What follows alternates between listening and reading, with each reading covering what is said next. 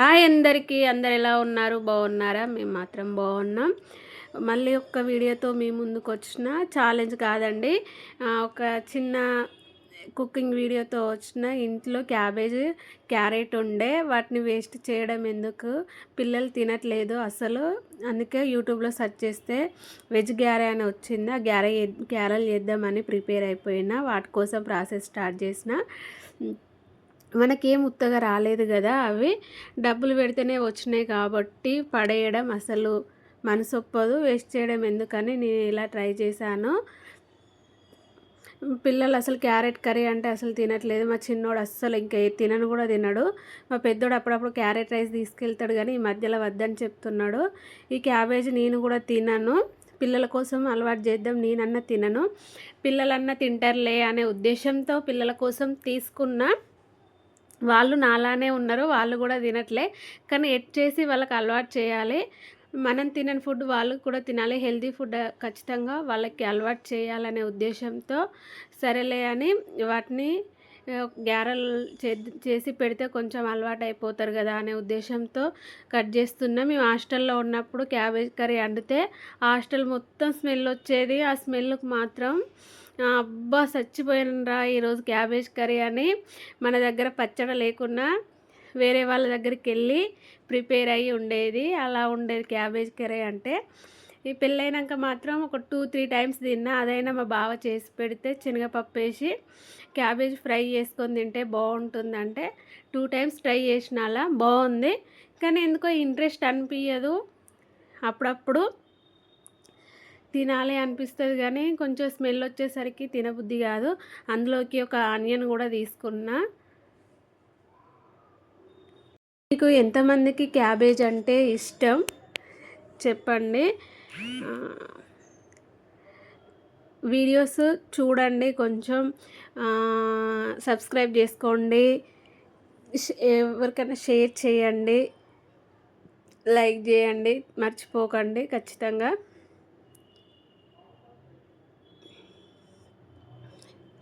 ఇందులో కొంచెం అంటే యూట్యూబ్లో చూస్తే స్పూను 2 స్పూన్ల 2 స్పూన్ల బియ్యం పిండి, 2 స్పూన్ల మైదా పిండి, 2 స్పూన్ల కార్న్ఫ్లవర్ అని చెప్తారు కదా, అట్లా అని వేసుకోకుండా నేను ఏదైనా కొలతలతో వేయను. నాకు ఎంత కరెక్ట్ అనిపిస్తుందో అది చేతులతోనే వేసేసి కలుపుకుంటా. కొంచెం బియ్యం పిండి తీసుకున్నాను. బియ్యం పిండి వేసిన తర్వాత అందులో కొంచెం మైదా పిండి, కొంచెం కార్న్ఫ్లోర్ ఇవన్నీ వేసుకొని కొంచెం కారం, సాల్ట్, మనకు నోటికి రుచికి తలగాలంటే ఖచ్చితంగా కారం ఉండాల్సిందే కదా, వాటి కోసం కారం తీసుకున్నాను. సాల్ట్, లైట్ కొంచెం పసుపు వేసిన. ఇంకా క్యాబేజ్తో ఏమన్నా డిఫరెంట్ ఐటమ్స్ చేసుకోవచ్చు అంటే కామెంట్ చేయండి.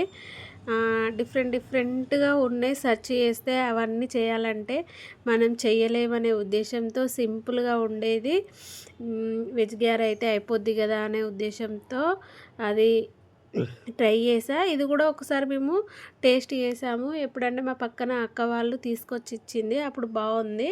మా పిల్లలు కూడా ఇష్టంగా తిన్నారు. సరే నేను కూడా అలా చేస్తే తింటారు కావచ్చు అని వాళ్ళ కోసం ఇలా ప్రిపేర్ చేశాను.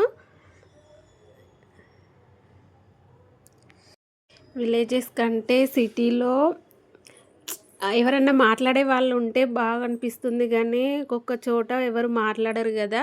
అలా అని మా దగ్గర కూడా ఎవరు ఎక్కువ ఏం మాట్లాడరు.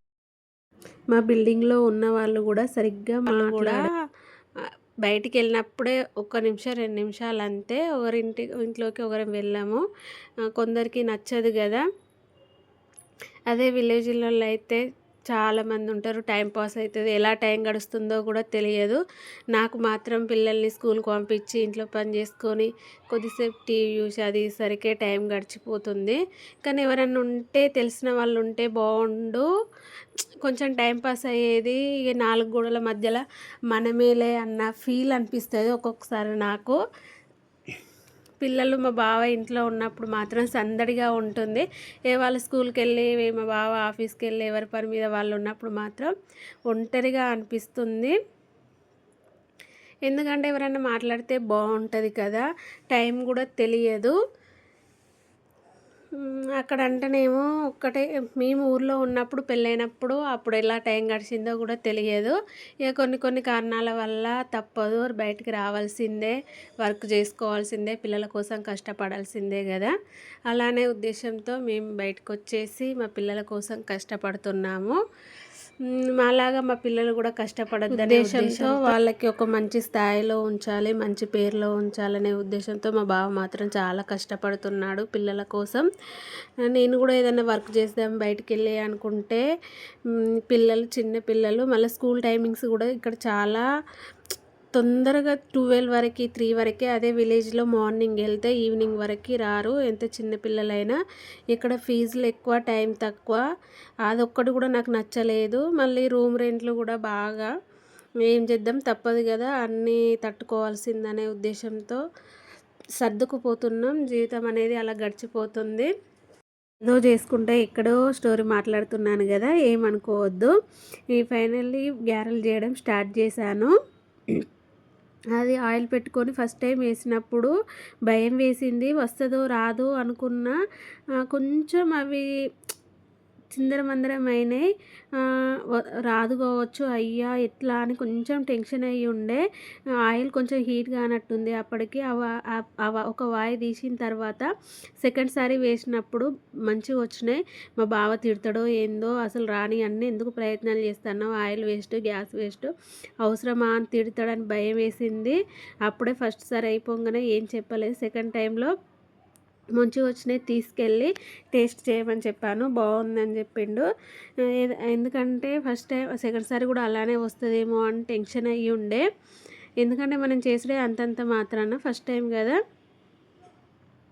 ఊకే ఫస్ట్ టైం కదా అని చెప్తున్నాను, ఏమనుకోవద్దు. మనం చేసేది ఫస్ట్ టైం కాబట్టి ఫస్ట్ టైం అని చెప్తున్నాం. ఇలాంటివి ఎప్పుడైనా చేస్తే ప్రాక్టీస్ ఉంటే ఖచ్చితంగా మనం పర్ఫెక్ట్గా చేయగలుగుతాం.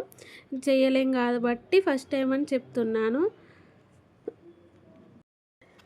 సోది మాట్లాడుతుందని అనుకోకండి, ఇది